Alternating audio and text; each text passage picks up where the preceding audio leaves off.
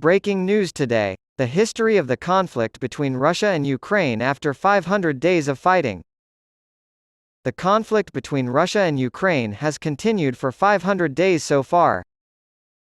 According to the most recent UN statistics, since it began in February 2022, it has claimed the lives of over 9,000 civilians and injured over 15,700 others. More than 6.3 million Ukrainians have also been displaced as a result of the conflict. Major changes to the conflict and its global repercussions have occurred over the past 16 months as a result of events on both the Russian and Ukrainian sides. Over the past 500 days, several major events have occurred in the war. Top secret military mission. 3 days after declaring that Moscow would recognize the Donetsk and Luhansk regions of Ukraine as independent states, Russian President Vladimir Putin announced the beginning of a special military operation in Ukraine. Putin's announcement was met with widespread condemnation and the first of many rounds of Western sanctions against Moscow. Drive toward Kyiv. During the first stage, Russian forces made considerable headway toward Kyiv, the capital of Ukraine. Both Irpin and Bucha saw heavy fighting, but it was the latter that gained international attention when President Volodymyr Zelensky accused Russia of committing war crimes there. As of April 2, Ukraine claimed to have retaken control of the entire Kyiv region, despite Russia's late March announcement that it would radically reduce activity in the Kyiv and Chernihiv regions. Zaporizhia's command. Europe's largest and one of the world's largest nuclear power plants, the Zaporizhia nuclear power plant, was taken by Russian forces on March 4.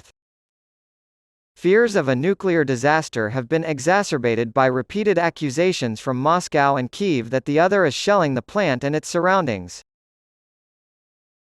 Sinking Moskva. Russia reported on April 15 that its flagship vessel in the Black Sea Fleet, the Moskva, sank while being towed in a storm. According to Moscow's account, munitions on board the ship exploded and caused damage.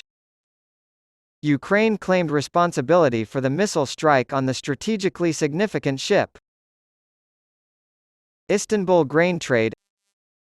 On July 22 in Istanbul, Turkey, the United Nations, Russia, and Ukraine reached an agreement to resume grain exports from 3 Ukrainian Black Sea ports that had been halted due to the conflict.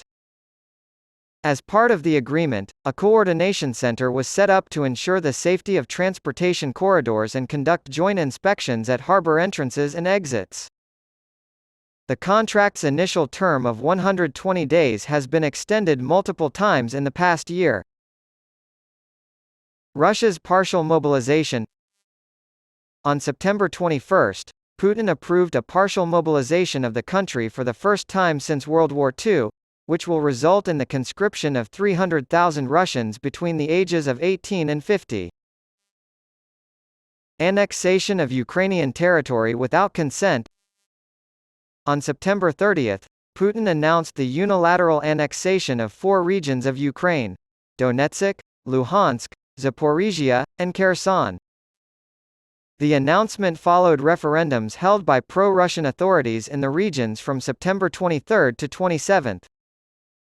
Turkey, the United States, and several European countries were among those who spoke out against the sham referendums, and refused to recognize their results.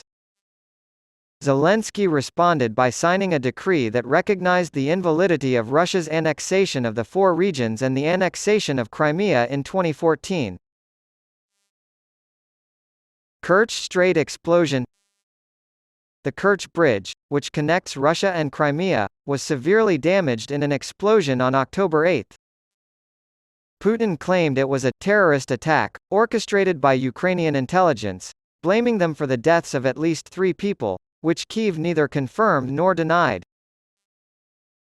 Attacks on Ukraine's power grid. On October 10, Russia began firing missiles at Ukraine's power plants.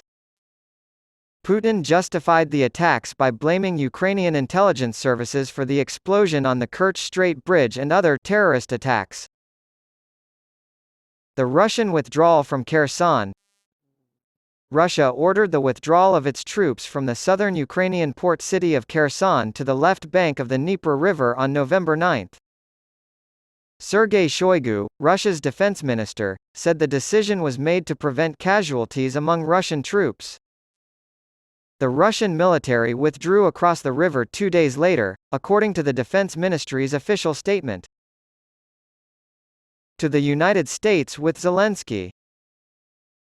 On December 21, Zelensky made his first overseas trip since the war's beginning to meet with Vice President Joe Biden and other top American officials at the White House. As part of a new $1.85 billion military aid package, the Biden administration made the announcement during the visit that the first Patriot defense system would be transferred to Ukraine. Corruption scandal and government shakeup in Ukraine.